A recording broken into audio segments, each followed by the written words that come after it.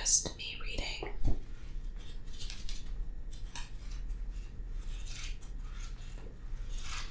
To you.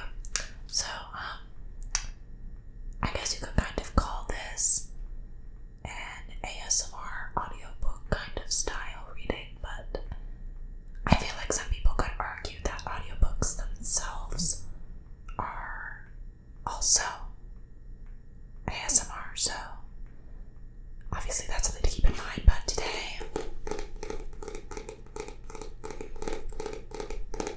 we're gonna read chapter 1 of one of the books of all time, The Hunger Games. I originally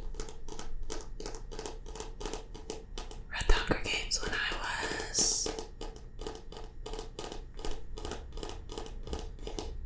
probably 12. I think it was either, I can't remember if it was before or after the movie came out, but I remember that I had a Hunger Games blog on Tumblr in 2012 when the movie came out, so this series consumed my life for a couple of years. As you can see, the book has been well read and well loved.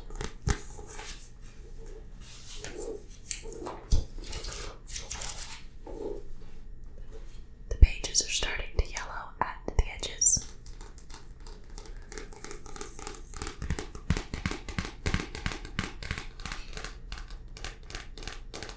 But I haven't read it in, oh Lord, probably at least 5 years, probably way more. So let's read chapter 1 together. Or you can fall asleep, it really doesn't matter to me, but I'll be reading it. When I wake up, the other side of the bed is cold. My fingers stretch out, seeking Prim's warmth, but finding only the rough canvas cover of the mattress. She must have had bad dreams and climbed in with her mother.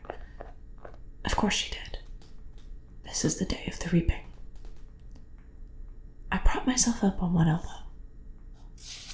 There's enough light in the bedroom to see them. My little sister Prim curled up on her side, cocooned in my mother's body, their cheeks pressed together. In sleep, my mother looks younger, still worn but not so beaten down. Prim's face is as fresh as a raindrop, as lovely as the primrose for which she was named. My mother was very beautiful once too, or so they tell me. Sitting at Prim's knees, guarding her, is the world's ugliest cat. Mashed-in nose, half of one ear missing, eyes the color of rotting squash. Prim named him Buttercup, insisting that his muddy yellow coat matched the bright flower. He hates me, or at least distrusts me. Even though it was years ago, I think he still remembers how I tried to drown him in a bucket when Prim brought him home. Scrawny kitten, belly swollen with worms, crawling with fleas. The last thing I needed was another mouth to feed. But Prim begged so hard, cried even. I had to let him stay. It turned out okay. My mother got rid of the vermin. He's a born mouser. Even catches the occasional rat. Sometimes when I clean a kill, I feed Buttercup the entrails. He has stopped hissing at me. Entrails. No hissing. This is the closest we will ever come to love. I swing my legs off the bed and slide into my hunting boots, supple leather that is molded to my feet. I pull on trousers, a shirt, tuck my long dark braid up into a cap, and grab my forage bag. On the table, under a wooden bowl to protect it from hungry rats and cats alike, sits a perfect little goat cheese wrapped in basil leaves. Prim's gift to me on the reaping day. I put the cheese carefully in my pocket as I slip outside.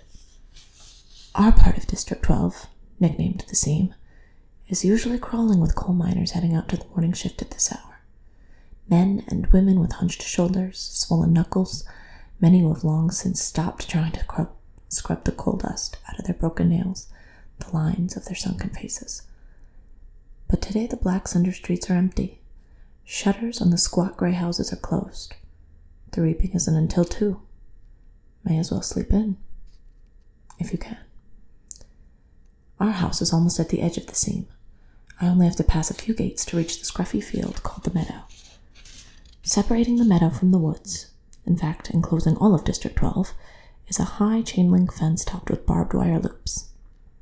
In theory, it's supposed to be electrified 24 hours a day as a deterrent to the predators that live in the woods. Packs of wild dogs, lone cougars, bears that used to threaten our streets. But since we're lucky to get 2 or 3 hours of electricity in the evenings, it's usually safe to touch. Even so, I always take a moment to listen carefully for the hum that means the fence is live. Right now it's silent as a stone.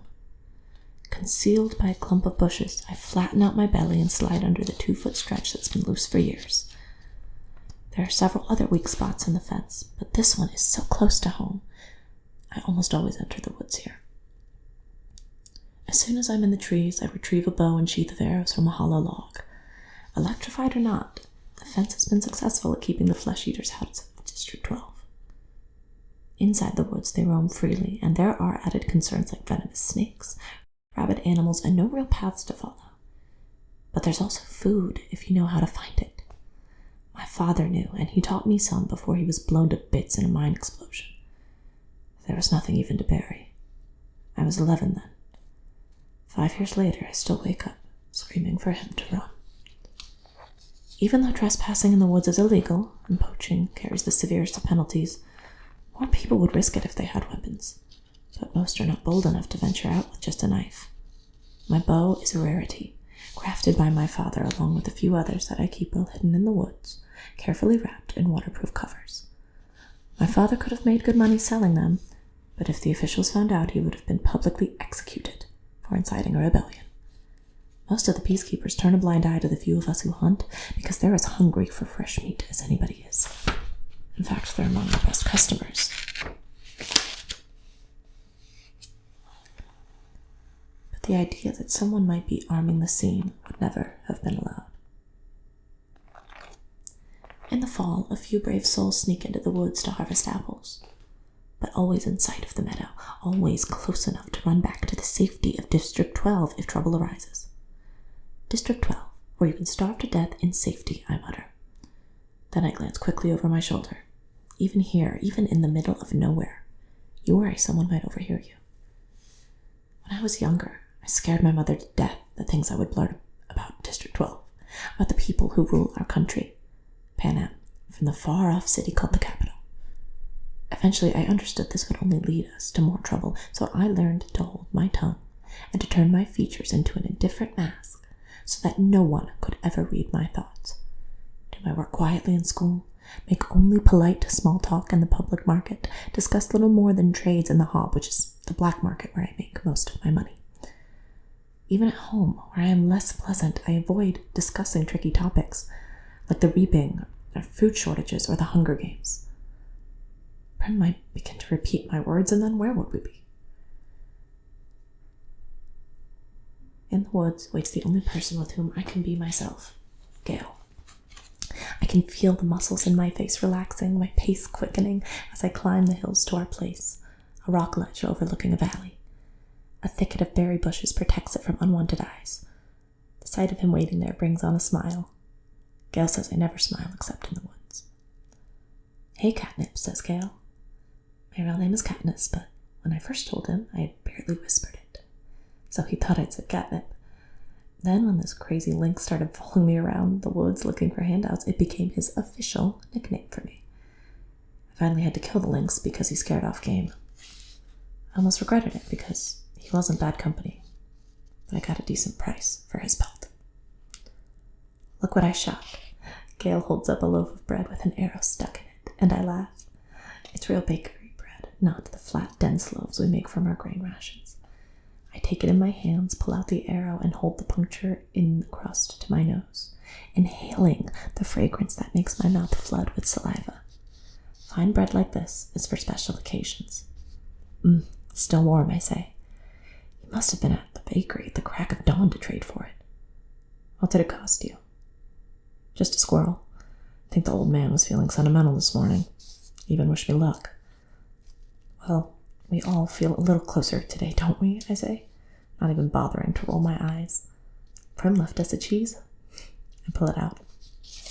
His expression brightens at the treat. "Thank you, Prim. We'll have a real feast." Suddenly he falls into a capital accent as he mimics Effie Trinket, the maniacally upbeat woman who arrives once a year to read out the names at the reaping. "I almost forgot. Happy Hunger Games." He plucks a few blackberries from the bushes around us. "And may the odds—" He tosses a berry and a high arc toward me. I catch it in my mouth and break the delicate skin with my teeth. The sweet tartness explodes across my tongue. "Be ever in your favor," I finish with equal verve. We have to joke about it, because the alternative is to be scared out of your wits. Besides, the capital accent is so affected almost anything sounds funny in it. I watch as Gale pulls out his knife and slices the bread. He could be my brother. Straight black hair, olive skin. We even have the same gray eyes. But we're not related, at least not closely. Most of the families who work with the miners resemble one another this way. That's why my mother and Prim, with their light hair and blue eyes, always look out of place. They are. My mother's parents were part of the small merchant class that caters to officials, peacekeepers, and the occasional seam customer. They ran an apothecary shop in the nicer part of District 12. Since almost no one can afford doctors, apothecaries are our healers. My father got to know my mother because on his hunts he would sometimes collect medicinal herbs and sell them to her shop to be brewed into remedies. She must have really loved him to leave her home for the seam. I try to remember that, when all I can see is the woman who sat by, blank and unreachable, while her children turned to skin and bones. I try to forgive her for my father's sake, but to be honest, I'm not the forgiving type.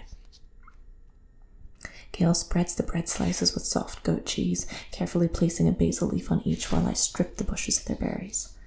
We settle back in a nook in the rocks. From this place, we are invisible, but have a clear view of the valley, which is teeming with summer life. Greens to gather, roots to dig, fish iridescent in the sunlight. The day is glorious, with a blue sky and soft breeze. The food's wonderful, with the cheese seeping into the warm bread and the berries bursting in our mouths. Everything would be perfect if this really was a holiday, if all the day off meant was roaming the mountains with Gale, hunting for tonight's supper. But instead we have to be standing in the square at 2 o'clock waiting for names to be called out. "We could do it, you know," Gale says quietly. "What?" I ask. "Leave the district, run off, live in the woods. You and I, we could make it," says Gale. I don't know how to respond. The idea is so preposterous.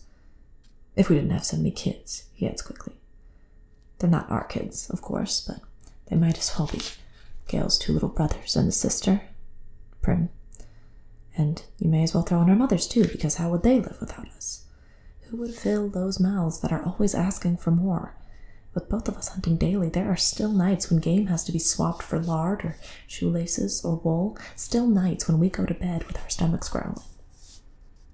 "I never want to have kids," I say. "I might, if I didn't live here," says Gale. "But you do," I say, irritated. "Forget it," he snaps back. The conversation feels all wrong. Leave? How could I leave Prim, who is the only person in the world I'm certain I love? And Gale is so devoted to his family. We can't leave, so why bother talking about it? And even if we did, where did this stuff about having kids come from? There's never been anything romantic between Gale and me. When we met, I was a skinny 12-year-old, and although he was only 2 years older, he already looked like a man. It took a long time for us to even become friends, to stop haggling over every trade and begin helping each other out. Besides, if he wants kids, Gale won't have any trouble finding a wife. He's good-looking, he's strong enough to handle the work of the mines, and he can hunt. You can tell by the way the girls whisper about him when he walks by in school that they want him. Makes me jealous, but not for the reason people would think. Good hunting partners are hard to find. "What do you want to do?" I ask. "We can hunt, fish, or gather." "Let's fish at the lake. We can leave our poles and gather in the woods. Get something nice for tonight," he says. Tonight. After the reaping, everyone is supposed to celebrate. And a lot of people do, but out of relief that their children have been spared for another year. But at least 2 families will pull their shutters, lock their doors, and try to figure out how they will survive the painful weeks to come. We make out well. The predator Predators ignore us on a day when easier, tastier prey abounds.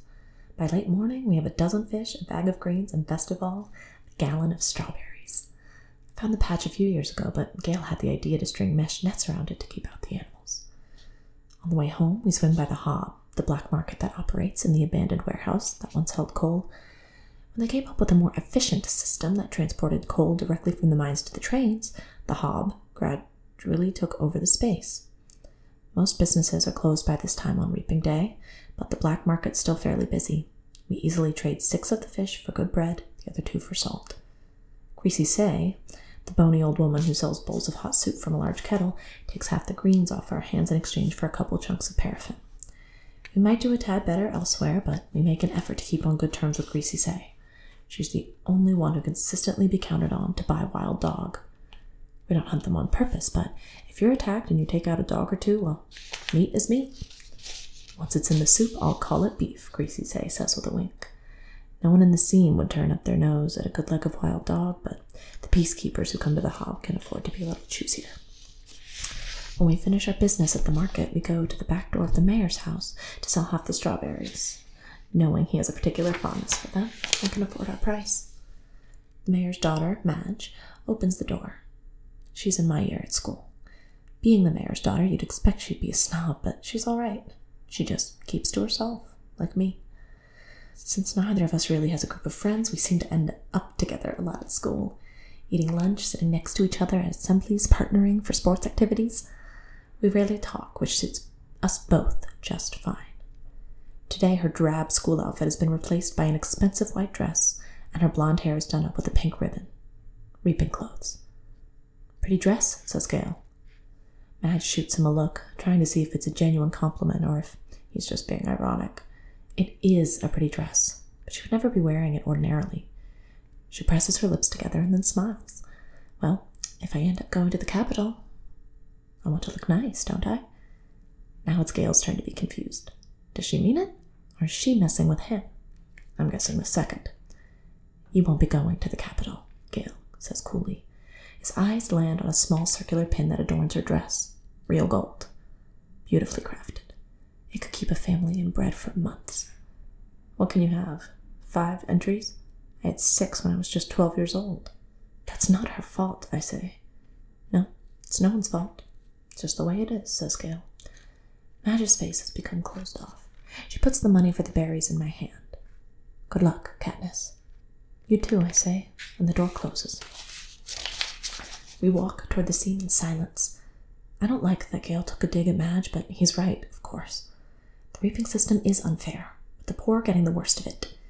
You become eligible for the reaping the day you turn 12. That year, your name is entered once.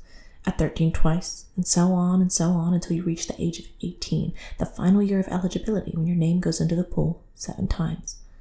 That's true for every citizen in all 12 districts in the entire country of Pan Am. But here's the catch. Say you are poor and starving as you were. You can opt to add your name more times in exchange for tesserae. Each tessera is worth a meager year's supply of grain and oil for one person. You may do this for each of your family members as well. So at the age of 12, I had my name entered 4 times. Once because I had to, and 3 times for tesserae for grain and oil for myself, Prim, and my mother. In fact, every year I have needed to do this, and the entries are cumulative. So now, at the age of 16, my name will be in the reaping 20 times. Gail, who is 18 and has been helping or single-handedly feeding a family of 5 for 7 years, will have his name in 42 times. You can see why someone like Madge, who has never been at risk at needing a tessera, can set him off. The chance of her name being drawn is very slim compared to those of us who live in the seam. Not impossible, but slim. And even though the rules were set up by the Capitol, not the districts, certainly not Madge's family, it's hard not to resent those who don't have to sign up for tesserae. Gale knows his anger at Madge is misdirected. On other days, deep in the woods, I listen to him rant about how the tesserae are just another tool to cause misery in our district. A way to plant hatred between the starving workers at the seam and those who can generally count on supper, and thereby ensure we will never trust one another. It's to the Capitol's advantage to have us divided among ourselves, he might say, if if there were no ears to hear but mine, if it wasn't reaping day, if a girl with a gold pin and no tesserae had not made what I'm sure she thought was a harmless comment. As we walk, I glance over at Gale's face, still smoldering under his stony expression. His rages seem pointless to me, although I never say so. It's not that I don't agree with him, I do, but what good is yelling about the Capitol in the middle of the woods? It doesn't change anything. It doesn't make things fair. It doesn't fill our stomachs. In fact, it scares off the nearby game. I let him yell, though. Better he does it in the woods than in the district. Gale and I divide our spoils, leaving 2 fish, a couple of loaves of good bread, greens, a quart of strawberries, salt, paraffin, and a bit of money for each. See you in the square, I say. Wear something pretty, he says flatly. At home, I find my mother and sister are ready to go. My mother wears a fine dress from her apothecary days. Prim is in my first reaping outfit, a skirt and a ruffled blouse. It's a bit big on her, but my mother has made it stay with pins. Even so, she's having trouble keeping the blouse tucked in at the back. A tub of warm water waits for me. I scrub off the dirt and sweat from the woods and even wash my hair. To my surprise, my mother has laid out one of her own lovely dresses for me, a soft blue thing with matching shoes. Are you sure? I ask. I'm trying to get past rejecting offers of help from her. For a while, I was so angry I wouldn't allow her to do anything for me. And this is something special. Her clothes from the past are very precious to her. Of course. Let's put your hair up, too, she says. I let her towel dry it and braid it up on my head. I can hardly recognize myself in the cracked mirror that leans against the wall. You look beautiful, says Prim in a hushed voice. And nothing like myself, I say. I hug her, because I know these next few hours will be terrible for her. Her first reaping. She's about as safe as you can get since she's only entered once. I wouldn't let her take out any tesserae, but she's worried about me, that the unthinkable might happen. I protect Prim in every way I can, but I'm powerless against the reaping. The anguish I always feel when she's in pain wells up in my chest and threatens to register on my face. I notice her blouse is pulled out of her skirt and the back again and force myself to stay calm. Tuck your tail in, little duck, I say, smoothing the blouse back into place. Prim giggles and gives me a small quack. Quack yourself, I say with a light laugh, the kind only Prim can draw out of me. Come on, let's eat, I say, and I plant a quick kiss at the top of her head. The fish and greens are already cooking in a stew, but that will be for supper. We decide to save the strawberries and bakery bread for this evening's meal to make it special, we say. Instead, we drink milk from Prim's goat lady and eat the rough bread made from the tessera grain, although no one has much appetite anyway.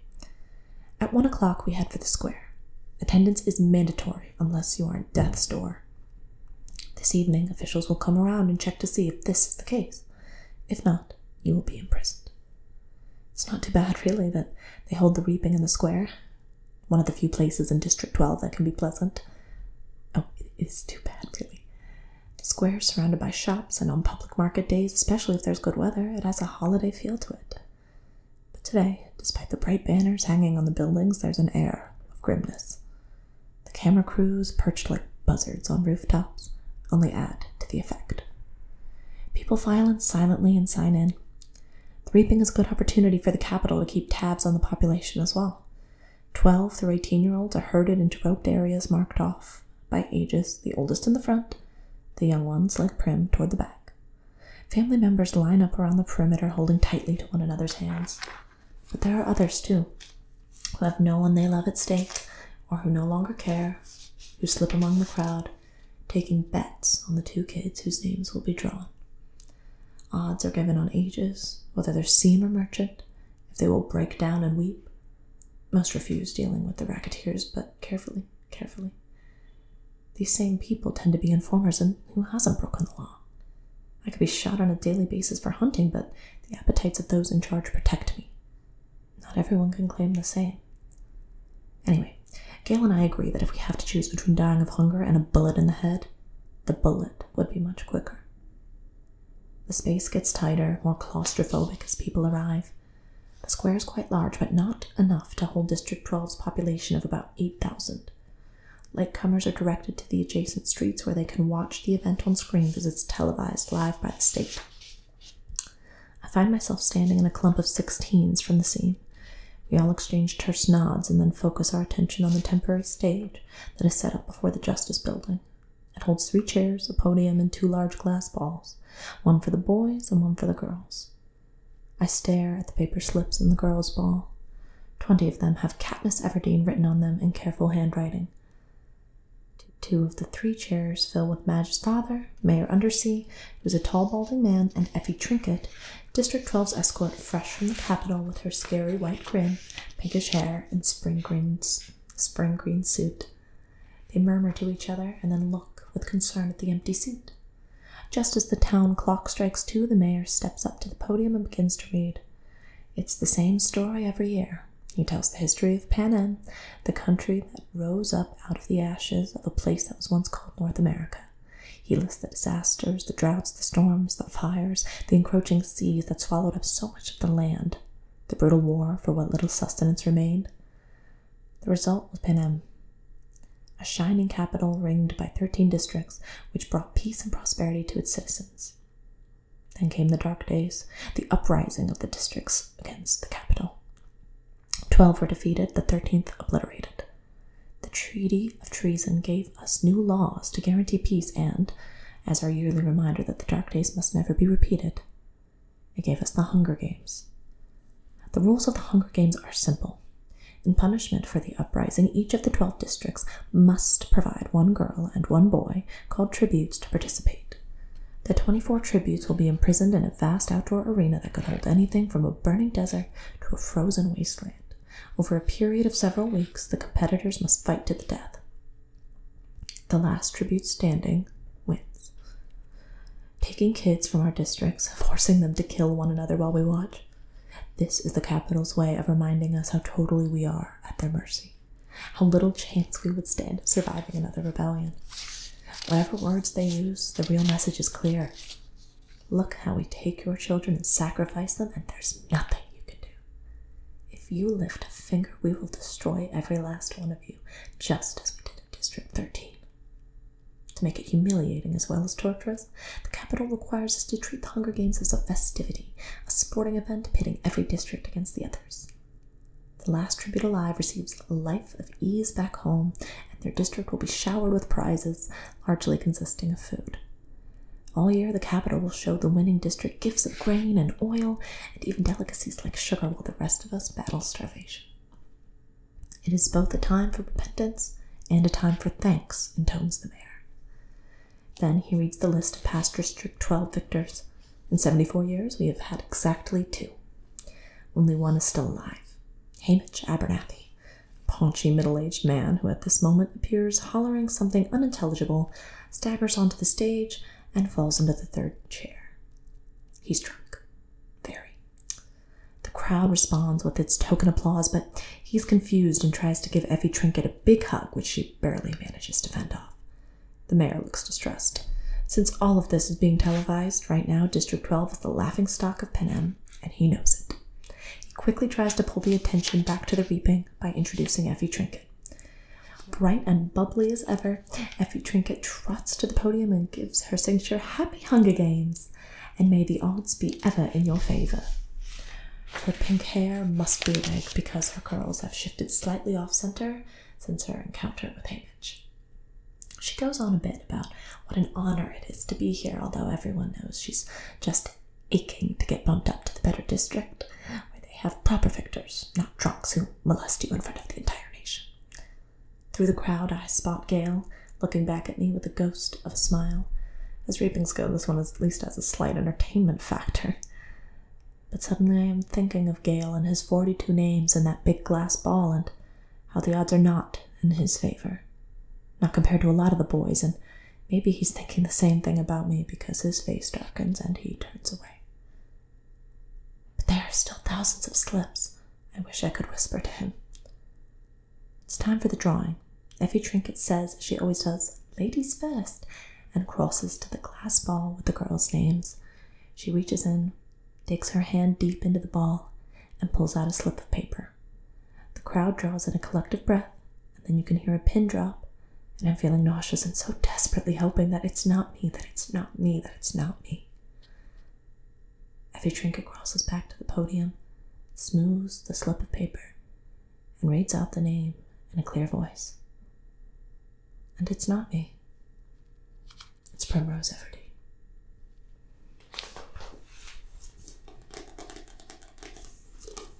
If you're at all interested in this kind of thing, I'm going to keep reading each chapter once a week from this book. So consider maybe liking and subscribing if this is something that you're interested in. This has been Artemis ASMR, and thanks for curling up like a cat with me.